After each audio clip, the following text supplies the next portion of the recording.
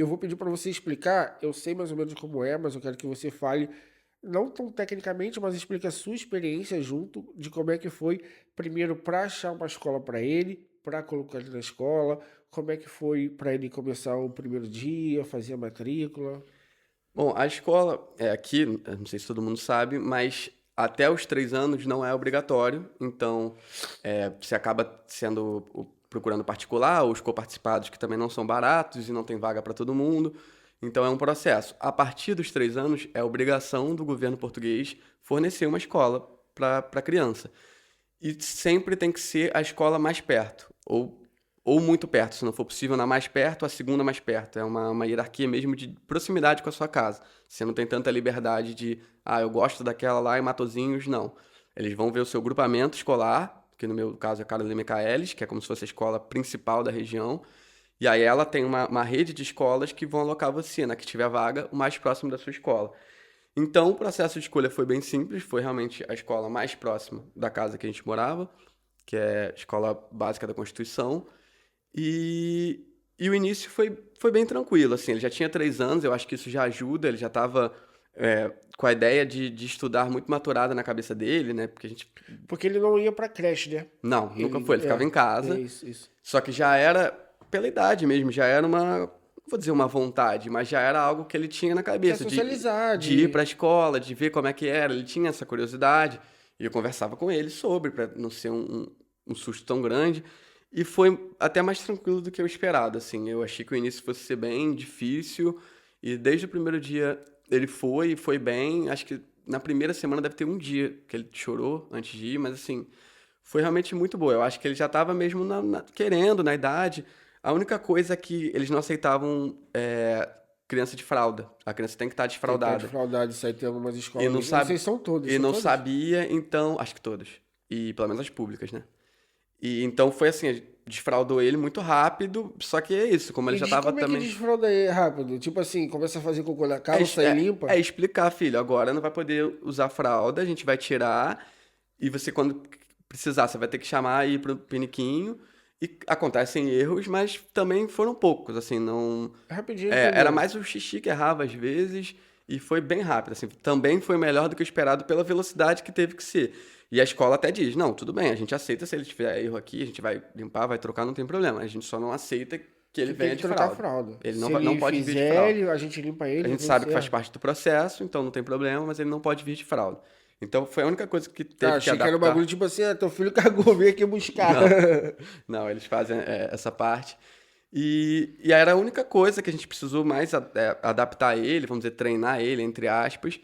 E foi tudo muito tranquilo desde o início. Foi um momento um pouco complicado, porque era pandemia. Então, a gente sentia que a gente estava muito afastado da escola, por questões de sanitárias. A gente não podia entrar, não tinha evento de Dia dos Pais, de nada, porque era o mínimo de contato. E claro, faz todo sentido.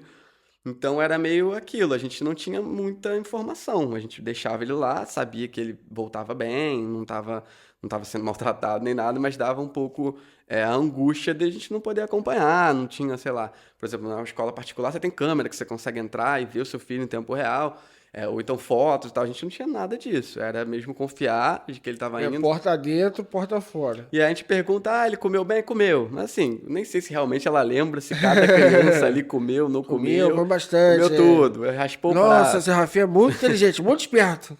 Essa criança, muito esperta. Então, principalmente no início, isso foi uma coisa que eu me sentia um pouco afastado da escola, também por isso, da pandemia. Mas ele foi sempre muito bem, fez amiguinhos logo cedo. A escola dele tem uma metodologia de misturar idades, né, no infantário, né, que é o que a gente chamaria de jardim, que é entre 3 e 6 anos. Então a turma dele tinha crianças de 3, 4 e 5 anos. E aí é sempre mesclado, com a ideia dos mais velhos estimularem os mais novos. Eu acho que tem algumas complicações de você Tem o bom e misturar. ruim, por exemplo, o meu barbeiro, ele. Eu comentei com ele, porque uma hora também vou ter que botar ela na escola. Ele falou, por exemplo, de colocar uma aqui atrás. Ele falou, cara, eu botei meu filho lá, porque lá eles não misturam. Na outra escola, ele me avisou onde era, eles misturam. Aí ele falou, cara, não é que é um problema, mas assim, Vai que um dessas crianças mais velhos cisma com o menor, ele vai Sim. bater na criança. E acontece. Acabou que a gente tinha medo disso, né? Acabou que não, realmente, os mais velhos acabam mesmo acolhendo os menores.